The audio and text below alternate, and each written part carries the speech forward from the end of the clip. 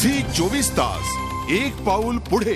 जेव्हा आपण सृष्टीचं सृजन करतो तेव्हा कालिदासाने ऋतुसंहारामध्ये वसंताचं वर्णन करताना असं म्हटलेलं आहे की द्रुमा सपुष्पा सलिलम सुगंधी स्त्रिया सकमा पवन सुगंधी. म्हणजे द्रुम म्हणजे झाडांवरती फुलांचा एक अतिशय एक नवी फुलं आलेली आहेत. पुष्करणींमध्ये कमळं फुललेली आहेत आणि स्त्रिया मिलनोत्सुक झालेल्या आहेत आणि वातावरणामध्ये एक मंद असा सुगंध आहे. कालिदासाचे ऋतुसंहाराचं वर्णन हे आपल्याला अनुभवायलाच पाहिजे. त्याच्यासाठी आपल्याला बाहेर येऊन ह्या झाडांचं जे एक अवर्णनीय वर्णन आहे ते बघायला पाहिजे. फुलांनी गच्च डवरलेलं हे झाड कुठलंय माहितीये? हा आहे पिवळा टॅबेबुया. पिवळ्या धमक फुलांनी हे झाड कसं फुलून आलंय पहा. नजरबंद करण्याची ताकद या झाडात आहे एवढं नक्की.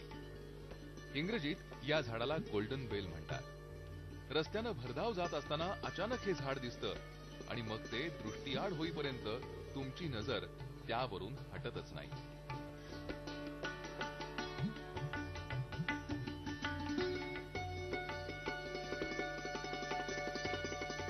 पिवळ्या टॅबेबुयाप्रमाणेच आपल्याकडे गुलाबी टॅबेबुयाही आढळतो. हा मूळ मेक्सिकोतला, पण आता आपल्याकडेही आढळतो. वसंतात फिकट जांभळ्या गुलाबी रंगांच्या फुलांचा रस्त्यावर सडा पडतो तेव्हा मनाला प्रसन्न वाटतं.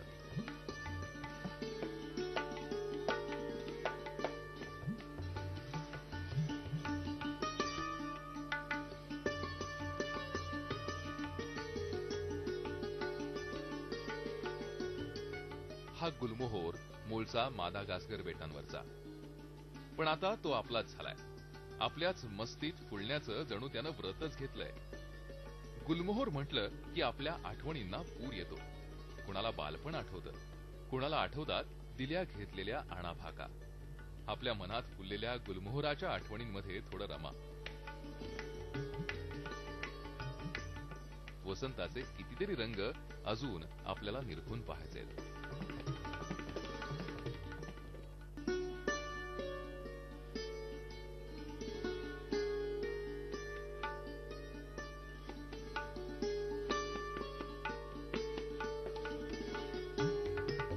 वसंत ऋतूत कुठेही फेरफटका मारा.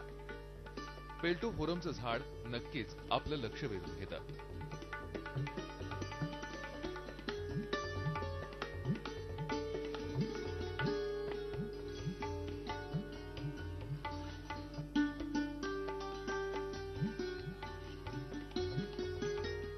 सोन पिवळ्या फुलांनी रंगलेलं हे झाड आपल्या मस्तीत मशगूल असतं.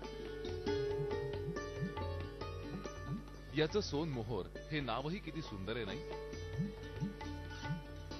हे झाड जेव्हा फुलांनी डबरलेलं असतं तेव्हा तर आनंद देतच, पण जेव्हा याची फुलं जमिनीवर पसरतात तेव्हाही सुंदर असा सडा पडतो. हा सोन सडा पाहताना आपलं भान हरपलं नाही तरच नवल.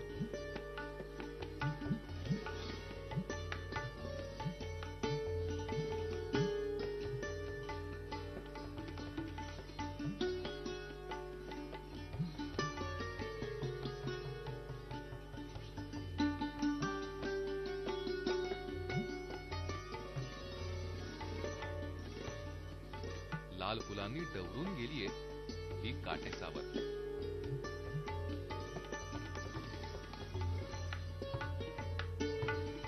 या झाडाचं दुसरं सुरेख नाव आहे शाल्मली. लांब लांब फांद्या आणि त्यावर लाल गुलाबी थोड्याशा किरमिजी रंगाची फुलं. अनेकदा रस्त्याच्या कडेला हे झाड दिसतं. जंगलात हे झाड हमखास आढळतं. या झाडाची फळं उमलली की त्यातून चमकदार कापूस हवेवर फिरफिरतो.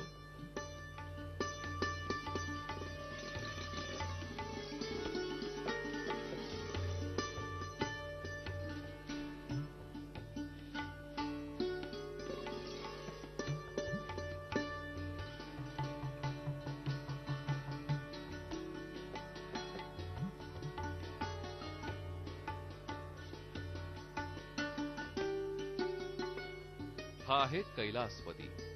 वेस्ट इंडिज मधल्या गयाना आणि दक्षिण अमेरिकेतला हा वृक्ष आता आपलाच झालाय. या झाडाचा आकारही वेगळाच आहे. त्याच्या बुंध्यावर फांद्या फुटलेल्या असतात आणि त्याला सुंदर फुलं येतात. ही फुलं सुद्धा वैशिष्ट्यपूर्ण आहेत.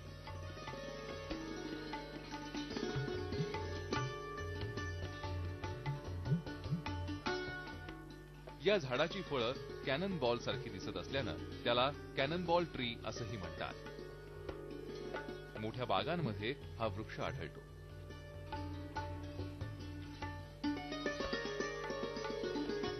ज्ञानेश्वरांनी किती समर्पक वर्णन केलंय ते पहा. जैसे ऋतुपतीचे द्वार वनश्री निरंतर बोळगे फलभार लावण्येसी. कालिदासाच्या ऋतुसंहार सारख्या संस्कृत साहित्यात वसंत ऋतूची कितीतरी बहारदार वर्णन आढळतात. अक्षरशः एखादा संदेश द्यावा वरून कोणीतरी अशा प्रकारे एकाच वेळेला 60 ते 70% झाडं आपल्याकडची फुलतात. वसंत ऋतूचं आपल्याकडचं हेच वैशिष्ट्य आहे की भारतीय उपखंडातली साधारण 60 ते 70% झाडं ही वसंत ऋतूत म्हणजे चैत्र वैशाखामध्ये फुलतात. उन्हाळ्याची जेव्हा सुरुवात होते त्यावेळेला त्या झाडांचं फ्लॉवरिंग सुरू होतं, नवीन पालवी येते आणि नवीन फुलं येऊन त्या झाडांचं रूप पूर्णपणे पालटून जातं. सगळी झाडं आणि सगळी फुलं, सगळे पक्षी हे एका वेगळ्याच अनामिक अशा वेगळ्या ओढीनी नवीन ह्या चैतन्य जे भरलेलं असतं सृष्टीमध्ये वसंताचं आगमन झाल्यावर त्याचा आनंद घेण्यासाठी सगळे आतुर झालेले दिसतात.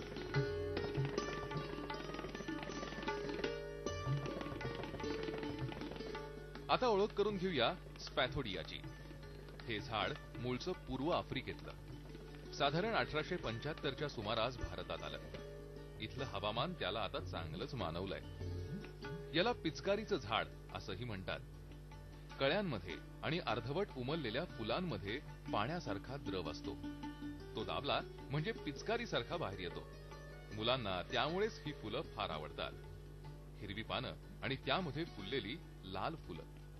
रोजच्या धकाधकीला कंटाळला असाल तर जरा बाहेर नजर टाका. कुठेतरी कोपऱ्यावर स्पॅथोडिया तुमची फुलांसह वाट पाहतोय.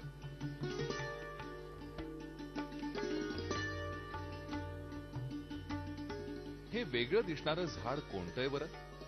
हे झाड आहे कवशीचं. इतर फुलांपेक्षा खूप वेगळी अशी या झाडाची फुलं आहेत. बिनपाकळ्यांच्या फुलांचं उत्तम उदाहरण म्हणून निसर्ग अभ्यासक या झाडाकडे पाहतात ते उगीच नाही.